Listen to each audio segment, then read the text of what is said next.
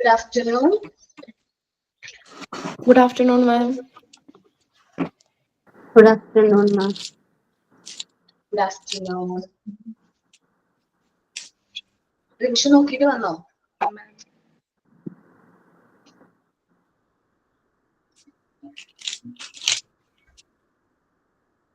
Time exam വരെയല്ലേ, പഠിച്ചത് തുടങ്ങിയോ?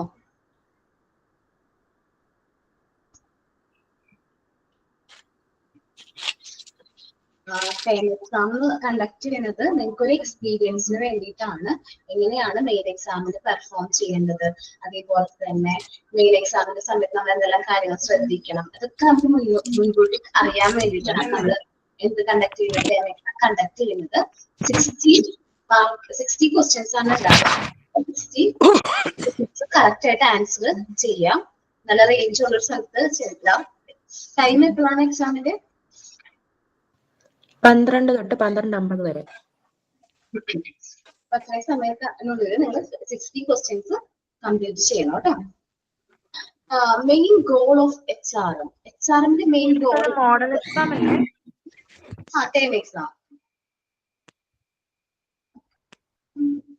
Term exam എന്ന് പറയാൻ കാരണേ, ടേം 1 ഉം 2 ആയിട്ട് കണ്ടക്ട് ചെയ്യുന്നുണ്ട്. ഫസ്റ്റ് 3 ചാപ്റ്റേഴ്സ് ടേം 1 ആയിട്ടാണ് കണ്ടക്ട് ചെയ്യുന്നത്.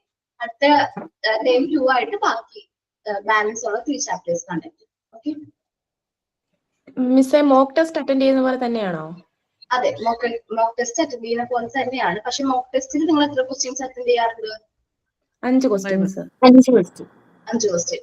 എക്സ്ട്രാ എത്ര ഉണ്ടാവും? 60 ക്വസ്റ്റ്യൻസ് ഉണ്ടാവും. മോക്ക് ടെസ്റ്റിന്റെ റിസൾട്ട് നിങ്ങൾ അപ്പൊ തന്നെ അറിയില്ലേ? പക്ഷെ ഇതറിയില്ല.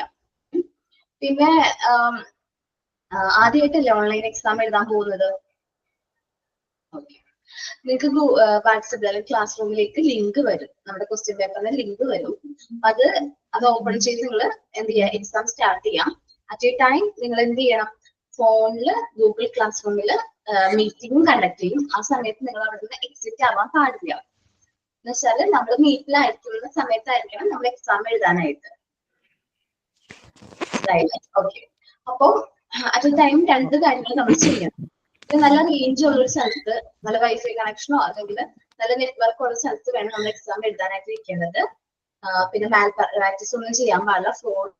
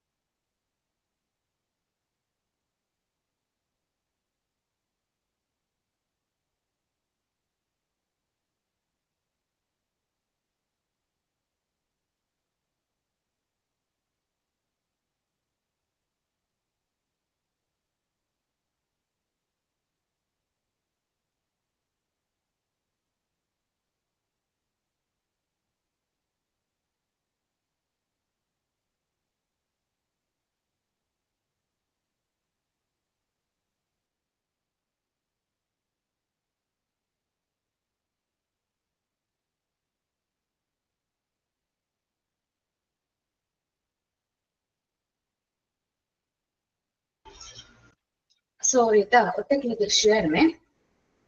നമ്മൾ പറഞ്ഞോണ്ട് എക്സാം എഴുതുന്ന സമയത്ത് കറക്റ്റ് ആയിട്ട് 60 ക്വസ്റ്റ്യൻസ് ആൻസർ ചെയ്യാം. നമ്മളെ തന്നിട്ടുള്ള സമയത്ത് തന്നെ എന്ത് ചെയ്യാം, ഫുൾ എക്സാം കംപ്ലീറ്റ് ചെയ്യാൻ നോക്കുക. പിന്നെ എക്സാം എഴുതുമ്പോൾ നമ്മുടെ ഫോണിന്റെ വോളിയം എന്താക്കാൻ കുറച്ച് വെക്കാനായിട്ട് ലോ ചെയ്ത് വെക്കാൻ ശ്രമിക്കണം. നമ്മൾ മ്യൂട്ട് ആയിരിക്കണം. എല്ലാവരും എക്സാം എഴുതുമ്പോൾ എന്തായിരിക്കണം, മ്യൂട്ട് ആയിരിക്കണം. ഇൻസ്റ്റിറ്റ്യൂട്ടിന്റെ വോയിസ് മാത്രമായിരിക്കും നിങ്ങൾ കേൾക്കുന്നത്. അതാ നമ്മള് ഇവിടെ എക്സാമിനേഴ്സ് ആവശ്യമുണ്ടെങ്കിൽ മാത്രമേ എന്ത് ചെയ്യുള്ളൂ, മ്യൂട്ട് ഓൺ ആക്കുള്ളൂ. ആ സമയത്ത് മാത്രമാണ് അവർ സംസാരിക്കുമ്പോൾ മാത്രം നിങ്ങൾ എന്ത് ചെയ്താൽ മതി, സൗണ്ട് പോലെ എന്ത് ചെയ്താൽ മതി, ഇൻക്രീസ് ചെയ്ത് വെച്ചാൽ മതി. സോ സൗണ്ട് ഡിസ്റ്റർബൻസ് വരാതിരിക്കാൻ മാക്സിമം ശ്രമിക്കാം. നിങ്ങൾ എല്ലാവരും, എല്ലാ സ്റ്റുഡൻസും മ്യൂട്ട് ആയിട്ട് ഇരിക്കാൻ തന്നെ ശ്രമിക്കാം കേട്ടോ. ക്യാമറ ഓൺ ആയിരിക്കണം, മ്യൂട്ട് ആയിരിക്കണം. ഓക്കെ, ദെൻ 60 ക്വസ്റ്റ്യൻസിന്റെ കാര്യം പറഞ്ഞത്. നമ്മളുടെ ചാപ്റ്റർ ഏതാണ്? ഞാൻ എടുത്ത ചാപ്റ്ററിന്റെ പേര് ഏതാണ്? റിക്രൂട്ട്മെന്റ് ആൻഡ് സെലക്ഷൻ അല്ലേ? ഓക്കെ, എത്ര മോക്ക് ടെസ്റ്റ് വന്നിട്ടുണ്ടാവും ഞാൻ? അയ്യോ,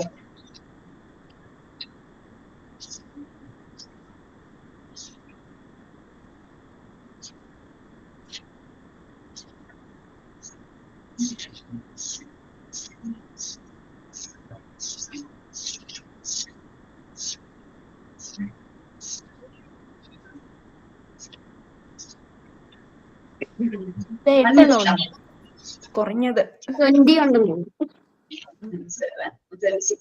ആ ഒരു ചാപ്റ്ററിൽ നമുക്ക് 26 മോക്ക് ടെസ്റ്റ് ഉണ്ട്. 26 മോക്ക് ടെസ്റ്റ്. 26 into 5 ചെയ്യുമ്പോൾ തന്നെ നമുക്ക് എത്ര വന്നിട്ടുണ്ട് ക്വസ്റ്റ്യൻസിന്റെ എണ്ണം? ഒരു 130 ക്വസ്റ്റ്യൻസ് ഉണ്ട്. അതിൽ നിന്ന് ഒരു 30 ക്വസ്റ്റ്യൻസ് ആണ് നമ്മൾ എക്സാമിൽ ഇട്ടിരിക്കുന്നത്. എത്ര ക്വസ്റ്റ്യൻസ് ആണ്? 30 ക്വസ്റ്റ്യൻസ് ആണ് റിക്രൂട്ട്മെന്റ് ആൻഡ് സെലക്ഷൻ എന്ന് പറയുന്ന ചാപ്റ്ററിൽ നിന്ന് വരുന്നത്. സോ ഏറ്റവും ഇമ്പോർട്ടൻസ് കൊടുത്ത് പഠിക്കേണ്ട ചാപ്റ്റർ ആണ് ഇത്, ഈ റിക്രൂട്ട്മെന്റ് ആൻഡ് സെലക്ഷൻ എന്ന് പറയുന്നത്. ഓക്കെ, നല്ല രീതിയിൽ നിങ്ങൾ എന്ത് ചെയ്യാം, മോക്ക് ടെസ്റ്റുകളൊക്കെ നല്ല രീതിയിൽ വീണ്ടും അറ്റൻഡ് ചെയ്യാം. ഓക്കെ, എന്നാലും നമുക്കതൊരു ഇതാവുള്ളൂ. പിന്നെ ഇമ്പോർട്ടന്റ് ആയിട്ടുള്ള ക്വസ്റ്റ്യൻസ് ഞാൻ ജസ്റ്റ് ഒന്ന് ഡിസ്കസ് ചെയ്ത് പോവാൻ കേട്ടോ. ചാപ്റ്റർ വൈസ് നോക്കുകയാണെങ്കിൽ പേജ് നമ്പർ 13 നമ്മുടെ റിക്രൂട്ട്മെന്റ് ചാപ്റ്റർ സ്റ്റാർട്ട് ചെയ്യുന്നത്. ഇതിലെ ഡെഫിനിഷൻസ് നോക്കാം. The recruitment is the process of searching for prospective employee and stimulate them to apply for the job in the organization. അത് പറഞ്ഞത് ആരാണ്? ആ ഡെഫിനിഷൻ ആരാ പറഞ്ഞത്? എഡ്വേർഡ് പി ഫിലിപ്സോ. പിന്നെ അതേപോലെ ബാർബറിന്റെ ഡെഫിനിഷൻ നോക്കുക. Recruitment include practice and activities. Tell യോർഡറിന്റെ ഡെഫിനിഷൻ നോക്കാം. അപ്പൊ ആ ഡെഫിനിഷനുകൾ ആരാണ് എഴുതിയിരിക്കുന്നത് അതൊന്ന് നോക്കി വെക്കാം. ഓക്കെ, then recruitment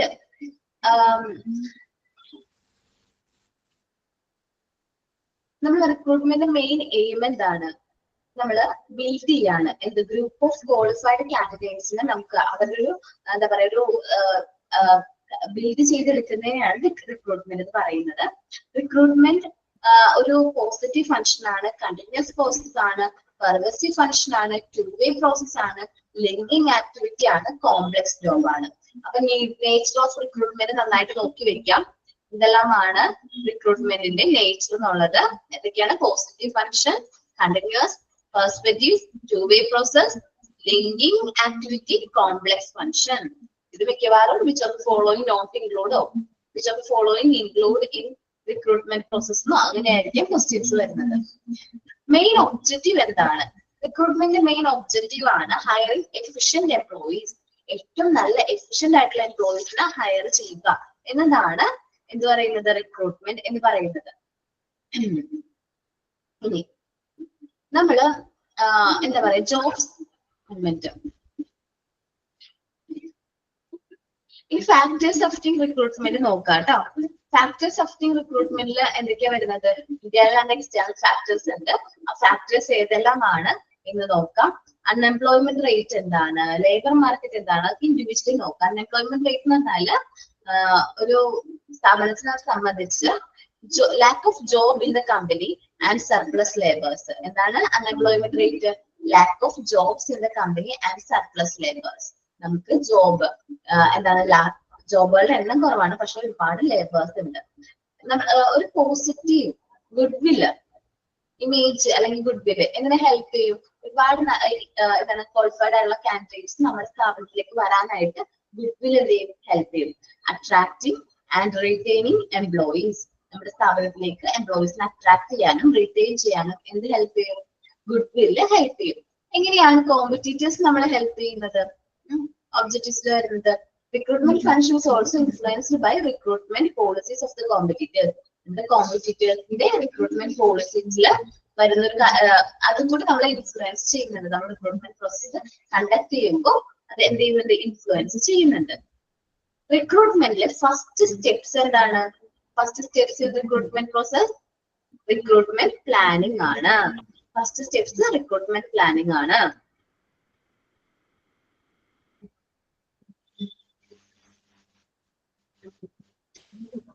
റിക്രൂട്ട്മെന്റ് ഒരു ടു വേ പ്രോസസ് ആണ് നമ്മൾ നോക്കിയിട്ടുണ്ടായിരുന്നു. Who are the main parties involved in recruitment process? Recruitment process involved in main parties ആരൊക്കെയാണ്? Recruiter and recruitee. Okay, correct. Main categories of recruitment source? Internal and external. Okay. Which of the following is an internal source of recruitment? Direct method, third party method, job posting, indirect method. ഇതിൽ ഏതാണ്? Job posting. Okay, job posting.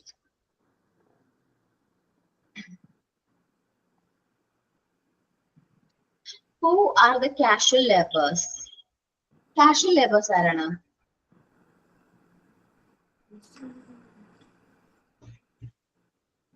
Exam options പറയാം. Only part-time workers, people who visit the social clubs, daily wage workers who wait at a factory or employment site, and job posting administrators. നമ്മള് casual workers അല്ലെങ്കിൽ appointments at factory gate എന്നൊക്കെ പറയുന്നത് എന്താണ്? ഒരു ഫാക്ടറിയുടെ ഫ്രണ്ടിലെ daily wages നമ്മൾ recruit ചെയ്യും. ആ ഡെയിലി വേജ് കൊടുത്ത് നമ്മൾ അവരെത്തി അന്നത്തെ ദിവസത്തെ വർക്ക് കഴിഞ്ഞിട്ട് നമ്മൾ അവർ സെറ്റിൽ ചെയ്യും. അതിനെയാണ് നമ്മൾ എന്ത് പറയുന്നത്? ആപ്ലിക്കൻസ് അറ്റ് ഗേറ്റ് എന്ന് പറയുന്നത് കേട്ടോ. Which of the following is mentioned where a notice is posted outside for the job seekers? Recruitment at the factory gate. Okay, എല്ലാവരും ആൻസർ രജിസ്റ്റർ തോന്നുന്നു. Okay, കേട്ടോ. I mean, merits of external recruitment. So, external source of recruitment: limited choice, injection of fresh talent, less motivational force, long term demotivations.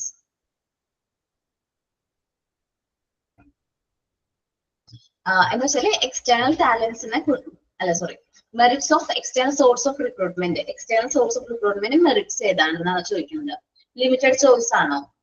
Injection of fresh candidates ആണോ? Less motivation injection of fresh. Okay. റിക്രൂട്ട്മെന്റിന്റെ demerits എന്തൊക്കെയാണ്? നമ്മൾ recruitment നോക്കുക, എന്തെല്ലാമാണ് അതിന്റെ demerits നോക്കി പോവാട്ടോ. Merits ഉണ്ടല്ലോ. ഇനി ഡിമെറിറ്റ്സ് എന്തൊക്കെയാണ്? ഞാൻ ക്വസ്റ്റ്യനിൽ മാറി വരാം. റിസ്ട്രിക്റ്റഡ് ചോയ്സ് ആണ്, inbreeding, absence of competition, conflict, then expensive ആണോ? Recruitment is an expensive process അല്ലേ? എക്സ്പെൻസീവ് ആണ് റിക്രൂട്ട്മെന്റ്. എക്സ്റ്റേണൽ സോഴ്സും ഇന്റേണൽ സോഴ്സും നല്ല രീതിയിൽ നോക്കാം. How does external recruitment affect the internal employees? External recruitment internal employees അത് എങ്ങനെ affect ചെയ്യും? അവരെ മോട്ടിവേറ്റ് ചെയ്യും, വർക്ക് ഹാർഡ് ആയിട്ട് ചെയ്യാൻ വേണ്ടി മോട്ടിവേറ്റ് ചെയ്യും. What is the possible risk of external recruitment? External recruitment possible ആയിട്ടുള്ള റിസ്ക് എന്താണ്? നമുക്ക് അൺസർട്ടനിറ്റി ആണ്. കാരണം ആ എംപ്ലോയി കറക്റ്റ് ആയിട്ട് വർക്ക് ചെയ്യുമോ ഇനി നമുക്ക് എന്ത് ചെയ്യാൻ പറ്റില്ല, ഉറപ്പ് നൽകാനായിട്ട് പറ്റില്ല. Recruitment helps to options ആണ്: A, decrease the number of applicants, B, increase the pool of applicants, C, promote only internal candidates, D, avoid testing and interview. Increasing the pool of applicants, maximum number of applicants എന്ത് ചെയ്യാം, receive ചെയ്യാനാണ് റിക്രൂട്ട്മെന്റിന്റെ process. Recruitment എന്ത് type process ആണ്? Positive ആണോ negative ആണോ? Positive. Okay. കാരണം ഇതാണ്, റിക്രൂട്ട്മെന്റിലെ എല്ലാ ആപ്ലിക്കേഷൻസും നമ്മൾ റിസീവ് ചെയ്യുന്നുണ്ട്. സെലക്ഷൻ എങ്ങനെയുള്ള ഒരു പ്രോസസ് ആണ്? Negative process. ഓക്കെ. സെലക്ഷൻ ഒരു നെഗറ്റീവ് പ്രോസസ് ആണ്. സെലക്ഷൻ പ്രോസസ് എന്ന് പറയുന്നത് making higher or non higher decision ആണ്. നമ്മൾ ആപ്ലിക്കൻസിനെ ഹയർ ചെയ്യണോ അല്ലെങ്കിൽ നോൺ ഹയർ ചെയ്യണോ എന്നുള്ള തീരുമാനമാണ് ഇവിടെ വരുന്നത്, സെലക്ഷനിൽ വരുന്നത്. സെലക്ഷൻ എന്ന് പറഞ്ഞിട്ടുണ്ടെങ്കിൽ റൈറ്റ് കാൻഡിഡേറ്റ്സിന് റൈറ്റ് ജോബിന് നമ്മൾ എന്ത് ചെയ്തു, സെലക്ട് ചെയ്തെന്ന് പറഞ്ഞു. റൈറ്റ് കാൻഡിഡേറ്റ്സ് എന്ന് പറയുന്ന മീനിങ് എന്താണ്? Choosing the most appropriate candidates for the job. ആ ഒരു ജോബ് ചെയ്യാൻ വേണ്ടിയിട്ട് മോസ്റ്റ് അപ്രോപ്രിയേറ്റ് ആയിട്ടുള്ള ഒരു കാൻഡിഡേറ്റ്സിനെ നമ്മൾ എന്ത് ചെയ്യുന്നു, സെലക്ട് ചെയ്യുന്നു. അതാണ് സെലക്ഷൻ പ്രോസസ് എന്ന് പറയുന്നത്, റൈറ്റ് കാൻഡിഡേറ്റ്സ് എന്ന് ഉദ്ദേശിക്കുന്നത്. ഇനി നമ്മള് ഫസ്റ്റ് സ്റ്റെപ്സ് ഇൻ സെലക്ഷൻ ഏതാണ്? ഫസ്റ്റ് സ്റ്റെപ്സ്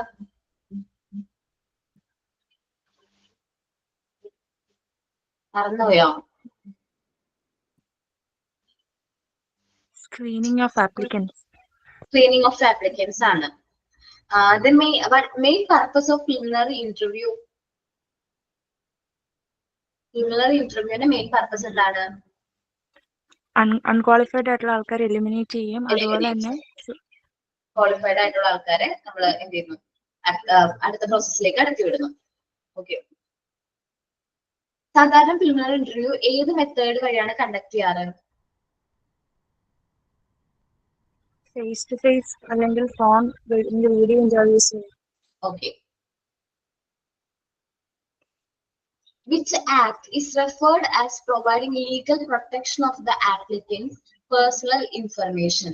ഏത് ആക്ട് ആണ് നമ്മളുടെ കാൻഡിഡേറ്റ്സിന്റെ പേഴ്സണൽ പ്രൊട്ടക്ഷന് വേണ്ടിയിട്ട് ഹെൽപ്പ് ചെയ്യുന്നത്? ഏത് ആക്ട് ആണ് അതറിയോ? Civil right act 1964. അത് നോക്കി വെക്കുക കേട്ടോ. Civil right act 1964.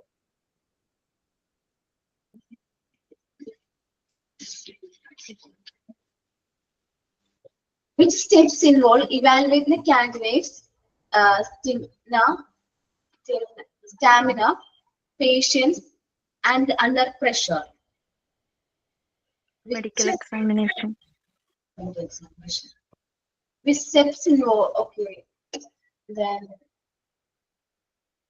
what is the main purpose of selection psychological test? Selection psychological test. എന്താണ് സൈക്കോളജി ടെസ്റ്റ്? ടെസ്റ്റ് എന്ന് പറയുന്ന പ്രശ്നമില്ലേ അവിടെന്നാണ്. ജോബ് റിലേറ്റഡ് ആയിട്ടുള്ള കപ്പാസിറ്റിയും സ്കിൽസും ഒക്കെ ഇവാലുവേറ്റ് ചെയ്യാനുണ്ട്. Okay. Psychology. Which of the following is refers to medical ability test? Medical aptitude test, intelligence test, work sample test, psychological test. Mechanical aptitude test. Okay, mechanical. Okay. Sorry. ഞാൻ read ചെയ്ത എന്റെ hand writing എനിക്ക് വായിക്കാൻ പറ്റുന്നില്ല. Group discussion is mainly used to evaluate speed and accuracy, technical knowledge, interpersonal and communication skill, typing skill. Group discussion is mainly used to evaluate interpersonal and communication skills.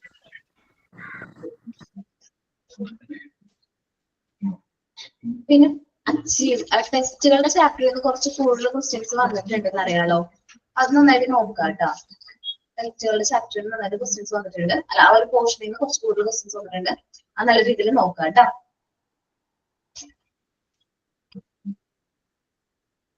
Decision on selecting the candidate should not based on A. Racism, B. Disabilities, C. Sexism, and D. all of the above. All of the above. നമ്മളുടെ questions പോലെ തന്നെ വരണമെന്നില്ല കേട്ടോ. Test പോലെ തന്നെ. Reference check helps to predict dash. Reference check helps to predict dash. The time of hiring, salary level, job success, number of leave taken. Job success. Job offer. What is a job offer? What is a job offer? An official communication offering a job to an applicant. Official communication. Which type of job offer allows no further negotiation and considered final offer for the job? Maximum ആണ് miss. Maximum.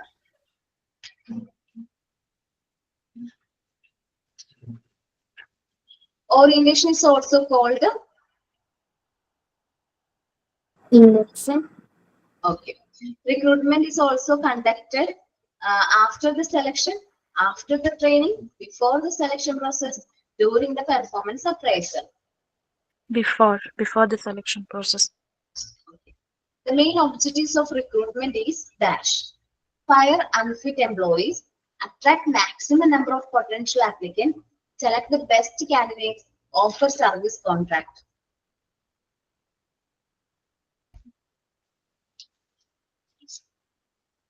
The main objectives of recruitment is to A. Fire the unfit candidates. B. Attract maximum number of potential applicants. C. Select the best candidates. D. Offer service contract.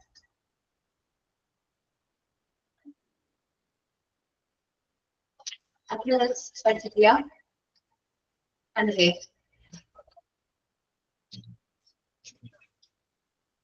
Okay, നമ്മൾ attract maximum number of potential ആപ്ലിക്കൻസിന്റെ forms attract ചെയ്യാന്നുള്ളതാണ് കേട്ടോ.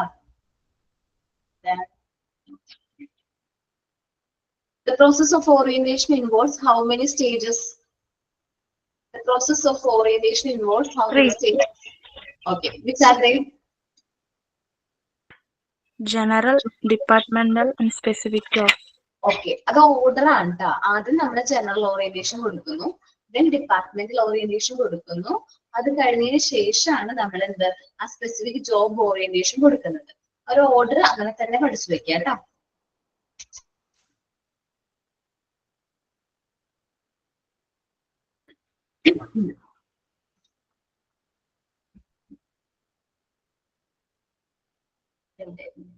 Okay. Postal service work is dash an example. Is an example of dash job. The postal service work is an example of dash job. Independent. Teamwork is the most important in which type of job?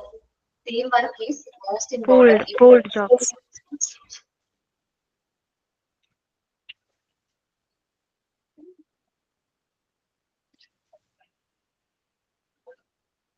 Okay. One of the major benefits of orientation is that helps to reduce dash. One of the major benefits of orientation is that to help to reduce dash. Labor turnover. Okay. Labor turnover കുറയ്ക്കാം. നമ്മുടെ എംപ്ലോയീസിന്റെ labour turnover, നമ്മുടെ employees നമ്മുടെ സ്ഥാപനം വിട്ട് പോകുന്നതിന് നമുക്ക് എന്ത് ചെയ്യാൻ പറ്റും? കുറയ്ക്കാനായിട്ട് പറ്റും. ജസ്റ്റ് ഞാൻ ഓടിച്ചൊന്ന് പറഞ്ഞുള്ളൂ. ഇതിൽ കൂടുതൽ ഒരുപാട് ക്വസ്റ്റ്യൻസ് മിസ് ആയിട്ടുണ്ട്. നിങ്ങൾ നന്നായിട്ട് നോക്കാം കേട്ടോ. ജസ്റ്റ് എനിക്ക് ഇപ്പൊ തോന്നിയപ്പോ ഏതൊക്കെയാണ് ഇമ്പോർട്ടന്റ് ഒന്നനുസരിച്ച് ഞാൻ വായിച്ചാണ്. പ്ലേസ്മെന്റ് എന്ന് പറഞ്ഞാൽ എന്താണ്? Placement refers to assigning a person to the job for which they are selected. Which of the following is a principle of placement? Putting the right man in the right job, giving same job to every new recruit, assessing the task randomly, prioritizing the personal relationship over the skill. Putting the right job and right man the right job. നന്നായിട്ട് നോക്കുക കേട്ടോ. Chapter നല്ല വലിയ chapter ആണ്, നിങ്ങൾ നന്നായിട്ട് നോക്കുക. Okay,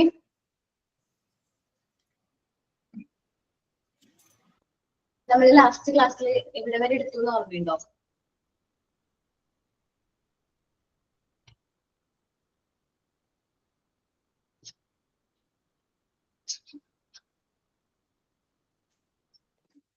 ഇനി എടുക്കാനുള്ളത് talent management life cycle.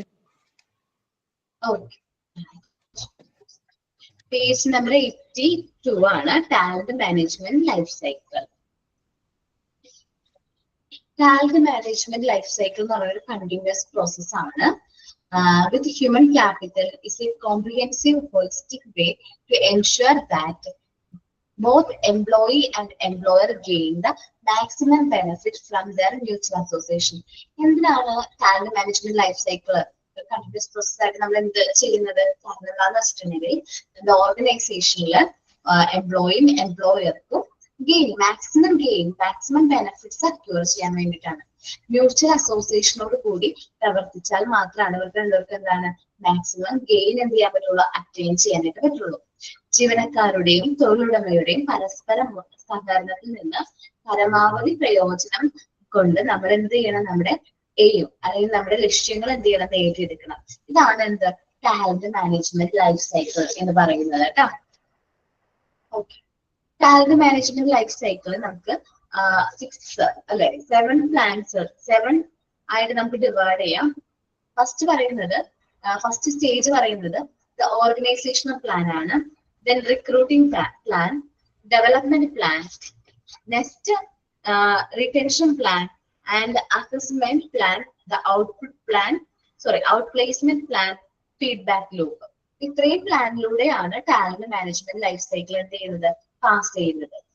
Organisational plan ആണ് പറയുന്നത്. നോക്കാം.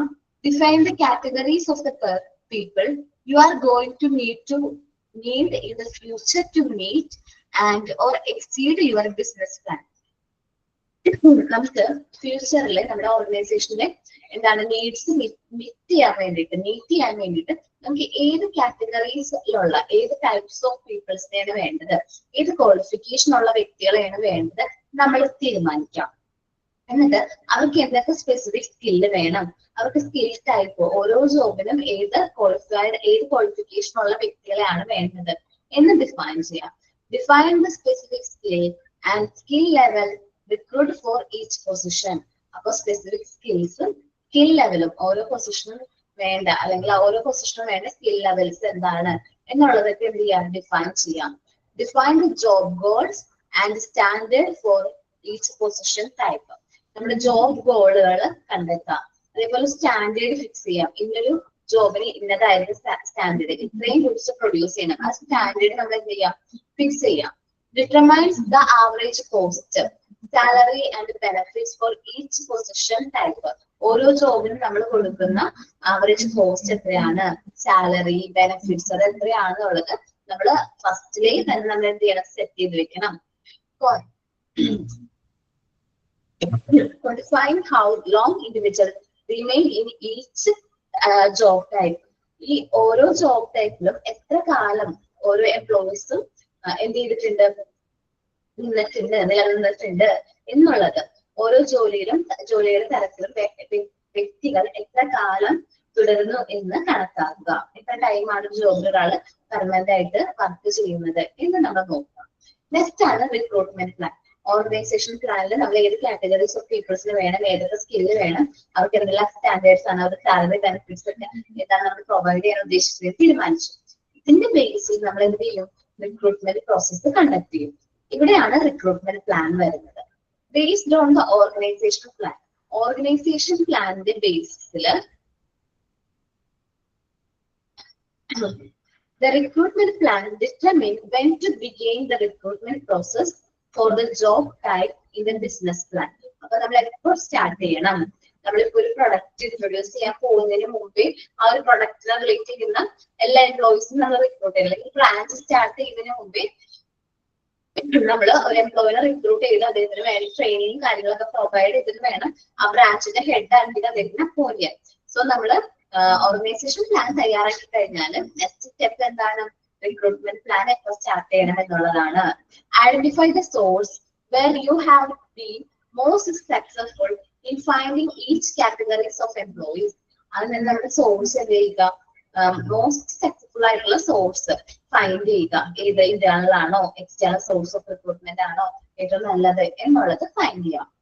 Formalise the process of initiating, approving and commencing a recruiting program. Then നമ്മൾ എന്ത് ചെയ്യും, ഫോർമലൈസ് ചെയ്യാം. ഒരു റിക്രൂട്ട്മെന്റ് പ്രോഗ്രാം ഇനിഷ്യേറ്റ് ചെയ്യാം, അത് അപ്രൂവ് ചെയ്യാം, അത് സ്റ്റാർട്ട് ചെയ്യാം. ഇതെല്ലാം റിക്രൂട്ട്മെന്റ് പ്ലാനിന്റെ ഭാഗമാണ്. Determined by the candidates decide to join or not to join your organization. ഇനി നമ്മൾ കണ്ടെത്തണം നമ്മുടെ സ്ഥാപനത്തിൽ ആ എംപ്ലോയി എന്തുകൊണ്ടാണ് ജോയിൻ ചെയ്യാവുന്നത്, അല്ലെങ്കിൽ അവർ ജോയിൻ ചെയ്ത എന്താണ് കാരണം, എന്തുകൊണ്ടാണ് ജോയിൻ ചെയ്യാവുന്നത്. ഇത് രണ്ട് റീസൺ നമ്മൾ എന്ത് ചെയ്യേണ്ടത് വരും, ഫൈൻഡ് ഔട്ട് ചെയ്യേണ്ടത് വരും. And document this information. ആ കാരണങ്ങൾ നമ്മൾ ഡോക്യുമെന്റ് ചെയ്ത് വെക്കണം. ഓക്കെ, ഇനി അടുത്താണ് ഡെവലപ്മെന്റ് പ്ലാൻ ആണ്. Ensure each types has objective standard of performance. നമുക്കറിയാം എല്ലാ ജോബ് ടൈപ്പിനും അതിൻ്റെതായ ഒബ്ജക്റ്റീവ്സും അതിൻ്റെതായ സ്റ്റാൻഡേർഡ് പെർഫോമൻസ് ഉണ്ട്. Ensure each job type has objectives and standard performance that career decisions of each position can be clearly identified. നമ്മളുടെ career ഡയറക്ഷൻസും കാര്യങ്ങളൊക്കെ നമുക്ക് വ്യക്തമായിട്ട് മനസ്സിലാക്കാനായിട്ട് പറ്റും. ഡെവലപ്മെന്റ് പ്ലാൻ ആണ്. ഒരു എംപ്ലോയിനെ നമ്മൾ റിക്രൂട്ട് ചെയ്ത് കഴിഞ്ഞാൽ അദ്ദേഹത്തിന് എന്തെല്ലാം ഡെവലപ്മെന്റ്, എന്തെല്ലാം ഫെസിലിറ്റീസ് നമ്മൾ പ്രൊവൈഡ് ചെയ്യുന്നുണ്ട് എന്നുള്ള കാര്യങ്ങളാണ് ഇവിടെ വരുന്നത്, ഡെവലപ്മെന്റ് പ്ലാനിൽ വരുന്നത്.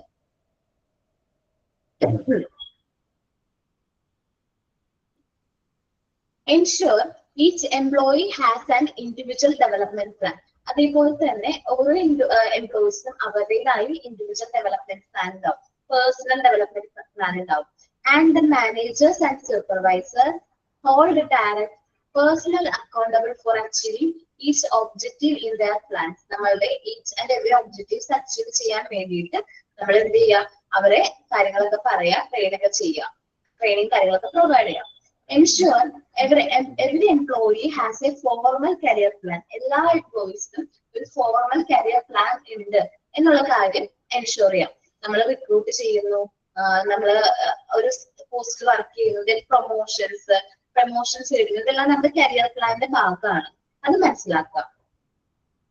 Structures regular coaching session between managers and supervisors and their direct reports.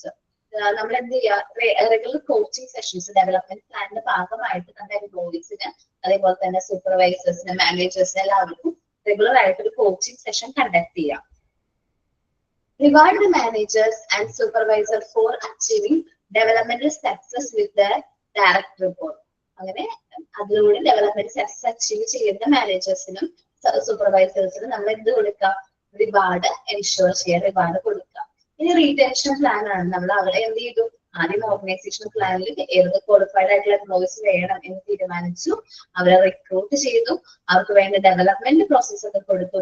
ഇനി നമ്മൾ അവരെന്ത് ചെയ്യണം, നമ്മുടെ സ്ഥാപനത്തിൽ തന്നെ നിലനിർത്തണം. ഇതിനെയാണ് റീടെൻഷൻ പ്ലാൻ എന്ന് പറയുന്നത്.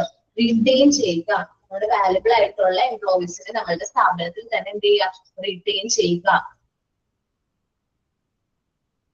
Align rewards and recognition system with the individual performance and development plans. നമ്മൾ റിട്ടേൺ ചെയ്യാൻ വേണ്ടി അവർക്ക് അവാർഡ്സ്, റെക്കഗ്നൈസേഷൻ കാര്യങ്ങൾ പ്രൊവൈഡ് ചെയ്യാം, പ്രൊമോഷൻ, ജോബിൽ ഹയർ പൊസിഷനിലേക്ക് പ്രൊമോട്ട് ചെയ്യുന്നു, ഇതെല്ലാം പ്രൊവൈഡ് ചെയ്യാം. Service the employee regularly benchmark employee satisfaction and determine changes in the attitudes and motivators. Survey conduct ചെയ്യുക, എംപ്ലോയീസിനെ റെഗുലർ ആയിട്ട് നമ്മൾ എന്ത് ചെയ്യുക, സർവേ കണ്ടക്ട് ചെയ്യുക. എംപ്ലോയീസ് നമ്മുടെ സ്ഥാപനത്തിൽ വർക്ക് ചെയ്യാൻ സാറ്റിസ്ഫൈഡ് ആണോ, അവരുടെ ചേഞ്ചസ്, ആറ്റിറ്റ്യൂഡിലുള്ള ചേഞ്ചസ്, മോട്ടിവേറ്റേഴ്സ് അവരോട് പെരുമാറുന്ന കാര്യങ്ങളൊക്കെ നമ്മൾ മനസ്സിലാക്കാം.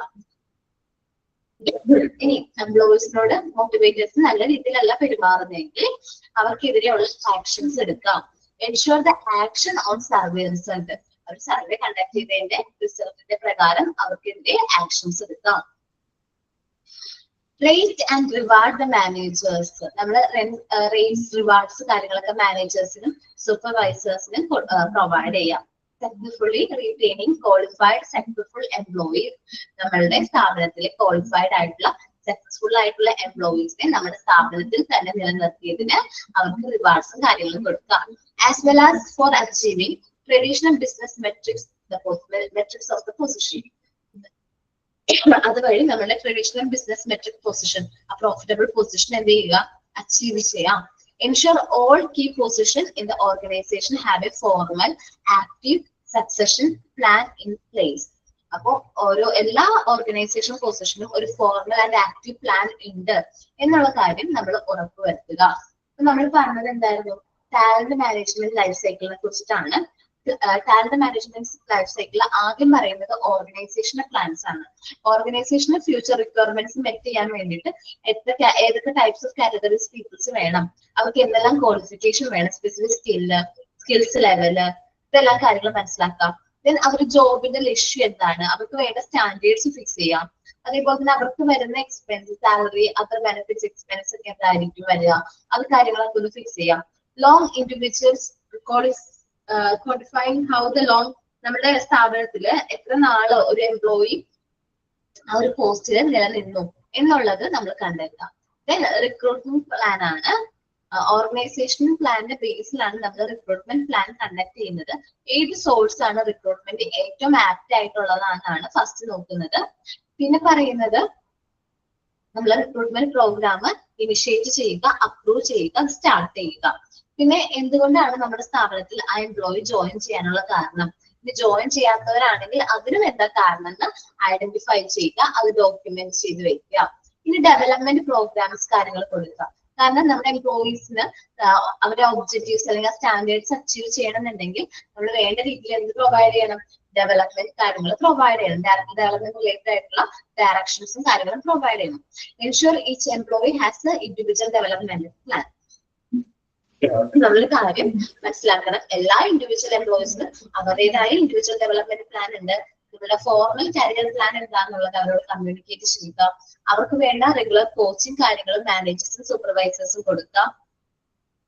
പിന്നെ മാനേജേഴ്സും സൂപ്പർവൈസേഴ്സും നല്ല രീതിയിൽ അവർക്ക് ഡെവലപ്മെന്റ് സക്സസിന് വേണ്ടിയിട്ട് നല്ല രീതിയിൽ അച്ചീവ് ചെയ്യാണ് മാനേജേഴ്സും സൂപ്പർവൈസേഴ്സ് എങ്കിൽ അവർക്ക് വേണ്ട റിവാർഡ് കാര്യങ്ങൾ കൊടുക്കുക. ഞാൻ പറഞ്ഞതിൽ ചെറിയൊരു ഇതുണ്ട്. Structures the regular coaching session. Regular coaching sessions provide ചെയ്യാം. മാനേജേഴ്സും സൂപ്പർവൈസേഴ്സിനും എംപ്ലോയീസിനും റെഗുലർ ആയിട്ടുള്ള ഒരു കോച്ചിങ് സെഷൻ പ്രൊവൈഡ് ചെയ്യാം. ഇനി അവർക്ക് തോന്നി അവർ ചെയ്യുന്നതെല്ലാം ഡെവലപ്മെന്റ് സെക്ടറിന് വേണ്ടിയിട്ട് അവർ ആക്ട് ആയിട്ടുള്ള രീതിയിലാണ് ചെയ്യുന്നതെങ്കിൽ അവർക്ക് വേണ്ട റിവാർഡ് കാര്യങ്ങളും പ്രൊവൈഡ് ചെയ്യുക.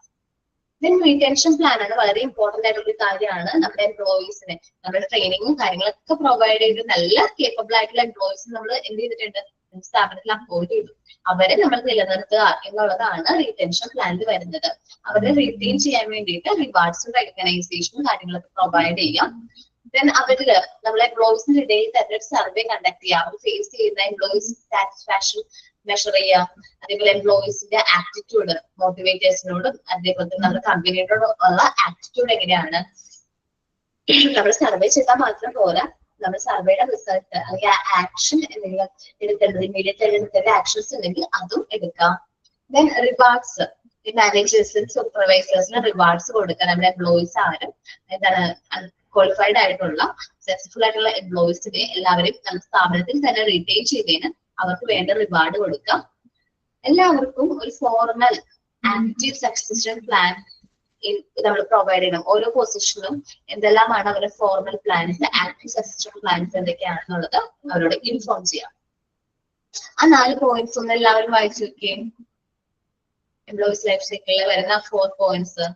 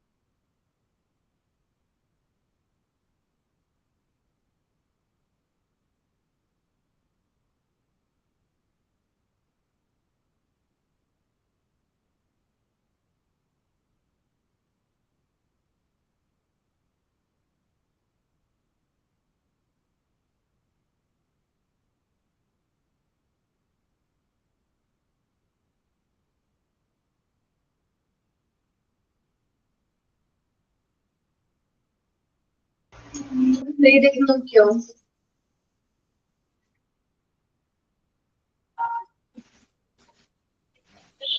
ഓക്കെ, ഇനി അസസ്മെന്റ് പ്ലാൻ ആണ് കേട്ടോ. നമ്മള് ഇയർലി ഒരു അസസ്മെന്റ് കണ്ടക്ട് ചെയ്യണം.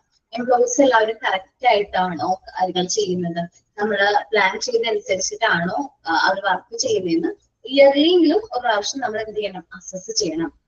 Ensure each employee is formally assessed periodically throughout each year. Periodically അവരെ നമ്മൾ എന്ത് ചെയ്യേണ്ടതായിട്ടുണ്ട്, അസസ് ചെയ്യേണ്ടതായിട്ടുണ്ട്. Compare each employee to establish standards. Standards establish ചെയ്യാനായിട്ട് ഒരു എന്ത് ചെയ്യുക, എംപ്ലോയീസ് തമ്മിൽ നമ്മൾ എന്ത് ചെയ്യാം, കമ്പയർ ചെയ്യാം. അത് behaviour, cultural norms, rates each employee within the job type against her peers. അവരായിട്ട് വർക്ക് ചെയ്യുമ്പോൾ കാര്യങ്ങളൊക്കെ എങ്ങനെയാണെന്നുള്ളത് നമ്മൾ എന്ത് ചെയ്യാം, അസസ് ചെയ്യാം. ഓരോ ജീവനക്കാരനും സ്ഥാപനത്തിനോടുള്ള മാനദണ്ഡങ്ങൾ, പെരുമാറ്റങ്ങൾ, സംസ്കാരം എന്നിവയുമായി താരതമ്യം ചെയ്യാം. കൂടാതെ ഓരോ ജീവനക്കാരെയും ഒരു ജോലി തരത്തിൽ നിന്നും അവരുടെ സെയിം ടൈപ്പ് ഓഫ് ജോബ് ചെയ്യുന്നവരെയായിട്ട് നമ്മൾ എന്ത് ചെയ്യാം, കമ്പയർ ചെയ്യാം. ഇപ്പോ ഫിനാൻസ് മാനേജറിനെയും പ്രൊഡക്ഷൻ മാനേജറിനെയും നമുക്ക് കമ്പയർ ചെയ്യാൻ പറ്റും. മാനേജേഴ്സ് ആണല്ലോ, അപ്പൊ അവർ ആ ഡിപ്പാർട്ട്മെന്റ് എങ്ങനെ മാനേജ് ചെയ്യുന്നു എന്നുള്ളത് നമ്മൾ കമ്പയർ ചെയ്യാം. ഇനി പ്രൊഡക്ഷൻ ഹെഡ് ആണെന്ന് വിചാരിക്കും, ഡിഫറെന്റ് ടൈപ്പ് ഓഫ് പ്രൊഡക്റ്റ് ആണ്, അവരുടെ ഹെഡ് ആണെന്ന് വിചാരിക്കും. രണ്ട് ഹെഡുകൾ നമുക്ക് കമ്പയർ ചെയ്യാൻ പറ്റും. അവർ വർക്ക് ചെയ്യുന്നുണ്ടോ എന്ന് ഉറപ്പുവരുത്താനും അവര് പ്രോപ്പർ ആയിട്ടാണോ കാര്യങ്ങൾ ചെയ്യുന്നതെന്ന് ഉറപ്പുവരുത്താൻ വേണ്ടിയിട്ടാണ് ഈ ഒരു കമ്പാരിസൺ കണ്ടക്ട് ചെയ്യുന്നത്. Ensure that development plans are in the place for all employees. Development plans എല്ലാ എംപ്ലോയീസിനും നമ്മൾ അവരുടെ ആ ഒരു ജോബ് പൊസിഷനിൽ കൊടുക്കേണ്ടതാണ്. And that corrective action plan exists for underperforming employees. അതേപോലെ തന്നെ പ്രോപ്പർ ആയിട്ട് പെർഫോം ചെയ്യാത്ത എംപ്ലോയീസ് ഉണ്ടാവും. സ്റ്റാൻഡേർഡ് അപ്ഡേറ്റ് ചെയ്യാൻ പറ്റാത്ത എംപ്ലോയീസ്, അവർക്കും നമ്മൾ എന്ത് ചെയ്യണം, പ്ലാൻ എക്സിസ്റ്റ് ഫോർ. അവർക്ക് വേണ്ട കറക്റ്റീവ് ആയിട്ടുള്ള ആക്ഷൻസ്, ട്രെയിനിങ് കാര്യങ്ങളൊക്കെ ഉണ്ടെങ്കിൽ അത് നമ്മൾ എന്ത് ചെയ്യണം, അവർക്ക് പറഞ്ഞു കൊടുക്കണം. നമ്മൾ വർക്കേഴ്സിനെ അസസ്മെന്റ് ചെയ്യണം. ഇനി അണ്ടർ പെർഫോമിംഗ് വർക്ക് എംപ്ലോയീസ് ഉണ്ടെങ്കിൽ അവർക്ക് വേണ്ട കറക്റ്റീവ് ആക്ഷൻസ് നമ്മൾ എടുക്കണം. ഇനി ഔട്ട് പ്ലേസ്മെന്റ് പ്ലാൻ ആണ്. Determine when a job type is no longer required by the organization. അങ്ങനെ ഒരു ജോബ് ടൈപ്പ് നമുക്ക് കമ്പനിക്ക് വേണ്ട എന്ന് മനസ്സിലാക്കി കഴിഞ്ഞാൽ moves to eliminate it immediately. ആ ഒരു എംപ്ലോയിനെ നമ്മൾ എന്ത് ചെയ്യേണ്ടത് വരും, അല്ലെങ്കിൽ ആ ജോബ് പൊസിഷൻ നമ്മൾ എന്ത് ചെയ്യേണ്ടത് വരും, എലിമിനേറ്റ് ചെയ്യേണ്ടതായിട്ട് വരും. Determine when a job type has changed sufficiently to warrant reassessment of an employee currently filling those positions. നമ്മൾ ആ ഒരു പൊസിഷനിലേക്ക് ഒരാൾ ഫില്ല് ചെയ്തു, വീണ്ടും നമ്മൾ ആ ജോബിനെ എന്ത് ചെയ്യണം, ഇവാലുവേറ്റ് ചെയ്യണം, അത് അസസ് ചെയ്യണം, റീഅസസ് ചെയ്യണം. കാരണം അവർ ചെയ്യുന്ന വർക്ക് കറക്റ്റ് ആണോ എന്ന് നമ്മൾ റീഅസസ് ചെയ്യണം. Determine when an employee is no longer meeting the requirement in a given job type, move to improve the performance, transfer the employee to another job type or outplace the employee. ഇപ്പൊ ഒരു employee അവരെ പറഞ്ഞിരിക്കുന്ന requirements എന്ത് ചെയ്യുന്നില്ല, meet ചെയ്യുന്നില്ല, അത് attain ചെയ്യുന്നില്ല എങ്കിൽ ആ ഒരു ജോബിൽ നിന്ന് മറ്റൊരു ജോബിലേക്ക് നമ്മൾ അദ്ദേഹത്തിന് എന്ത് ചെയ്യേണ്ടി വരും, ട്രാൻസ്ഫർ ചെയ്യേണ്ടി വരും. അതർവൈസ് ഔട്ട്പ്ലേസ്, നമ്മൾ വേറൊരു പ്ലേസിലേക്ക് ട്രാൻസ്ഫർ ചെയ്യേണ്ടി വരും. അല്ലാത്ത പക്ഷം നമ്മൾ അവരെന്ത് ചെയ്യും, എലിമിനേറ്റ് ചെയ്യും. ആദ്യത്തെ പോയിന്റ് പറഞ്ഞു.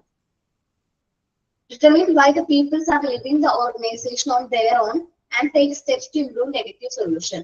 ഇനി നമ്മുടെ സ്ഥാപനത്തിൽ നിന്ന് പിരിഞ്ഞു പോകാനുള്ള കാരണം എന്താണ്, അവരുടെ ഇഷ്ടത്തിന് എന്തുകൊണ്ടാണ് നമ്മൾ സ്ഥാപനം വിട്ടു പോകുന്നത്.